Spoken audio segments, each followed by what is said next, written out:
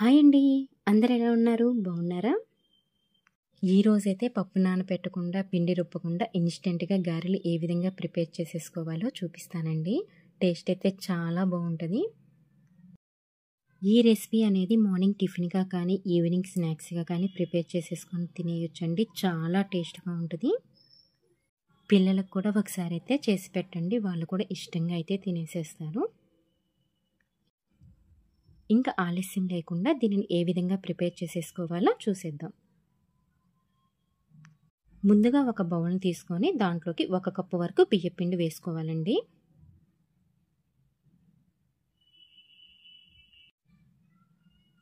ఇప్పుడు సగం కప్పు వరకు పెరుగునైతే వేసేసుకోవాలి. ఈ గారెల్లోకి పెరుగు అనేది కొంచెం పులుపుగా ఉంటేనే బాగుంటుంది. ఒకవేళ మీరు ఫ్రెష్ పెరుగు వేసినట్టయితే కొంచెం నిమ్మరసం అనేది వేసుకోవాలి. నేను ఇక్కడ 1/2 టేబుల్ స్పూన్ అయితే నిమ్మరసాన్ని వేస్తున్నాను. ఒక 1/2 టేబుల్ స్పూన్ సాల్ట్ కూడా వేసేసుకోవాలి. ఇప్పుడు దీంట్లోకి 1 కప్ అయితే వాటర్ పోసేసుకొని కలిపేసేసుకోవాలి.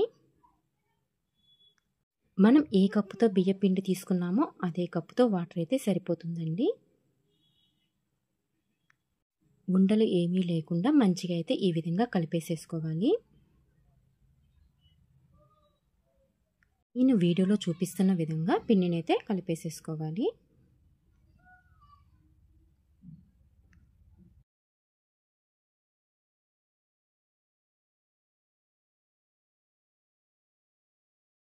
చూసారు కదా, పిండినైతే ఈ విధంగా కలుపుకుంటే సరిపోతుంది. ఇప్పుడు స్టవ్ వెలిగించుకొని ప్యాన్ పెట్టేసేసుకొని 2 టేబుల్ స్పూన్ దాకా ఆయిల్ వేసుకోవాలి. ఆయిల్ హీట్ ఎక్కాక కొంచెం ఆవాలు, జీలకర్ర కూడా వేసేసుకోవాలి. అదేవిధంగా సన్నగా కట్ చేసేసుకున్న పచ్చిమిర్చిని కూడా వేసేసుకోవాలండి. సన్నగా కట్ చేసేసిన కొత్తిమీరను కూడా వేసేసుకోవాలి. వీటన్నిటినీ అయితే దోరగా వేయించుకోవాలండి.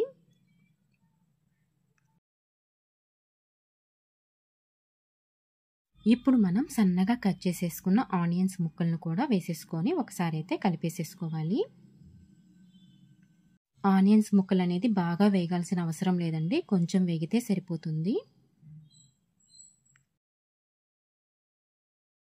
చూశారు కదండి, ఈ విధంగా వేగితే సరిపోతుంది.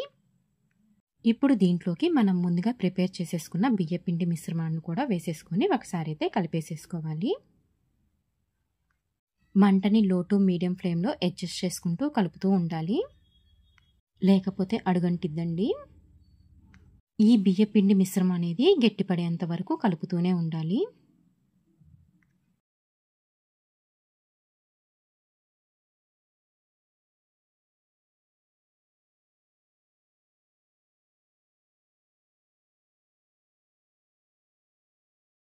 చూసారు కదండి, బియ్యపిండి మిశ్రమం అనేది గట్టిపడిపోయింది. ఇప్పుడు దీంట్లోకి సన్నగా కట్ చేసేసుకున్న కొత్తిమీరను కూడా వేసేసుకోవాలి.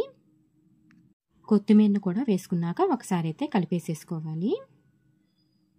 మనం వేసిన కొత్తిమీర అనేది బియ్యపిండిలో కలిసేటట్టు కలుపుకోవాలి.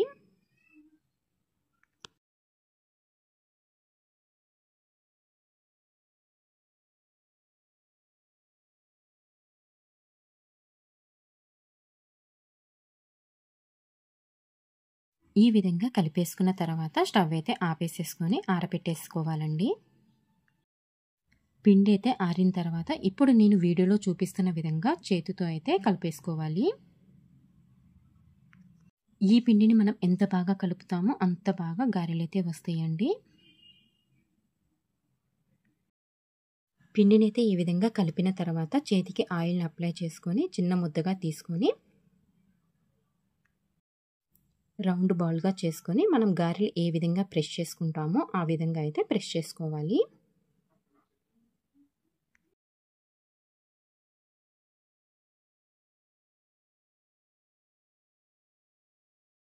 ఇప్పుడు నేను వీడియోలో చూపిస్తున్న విధంగా గారెని అయితే ఈ విధంగా ప్రెస్ చేసుకోవాలి. ఇప్పుడు చేతిని తడి చేసుకొని నేను వీడియోలో చూపిస్తున్న విధంగా హోల్ అయితే పెట్టేసేసుకోవాలి.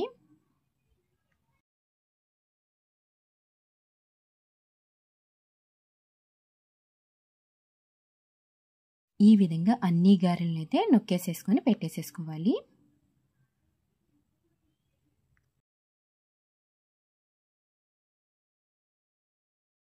ఇప్పుడు స్టవ్ వెలిగించుకొని డీప్ ఫ్రై కోసం అయితే ఆయిల్ వేసేసుకున్నామండి.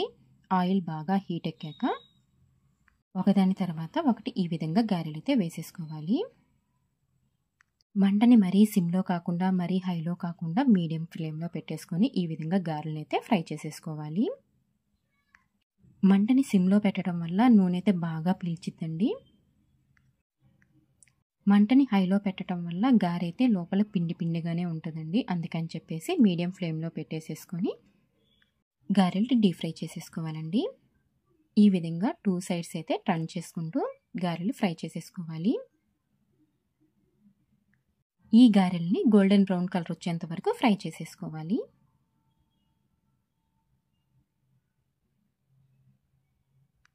చూసారు కదండి, ఈ విధంగా ఫ్రై అయితే సరిపోతుంది. ఇప్పుడు ఈ గారెల్ని వేరొక ప్లేట్లోకి అయితే వేసేసుకుందాము.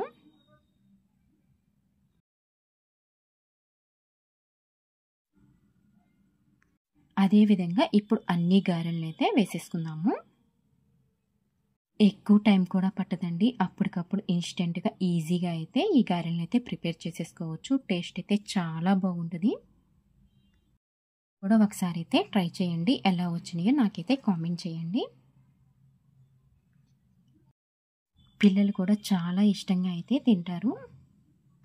ఇలాంటి హెల్తీ అండ్ టేస్టీ రెసిపీస్ కోసం నా ఛానల్ని లైక్ చేయండి, షేర్ చేయండి, అదేవిధంగా సబ్స్క్రైబ్ చేసుకోండి.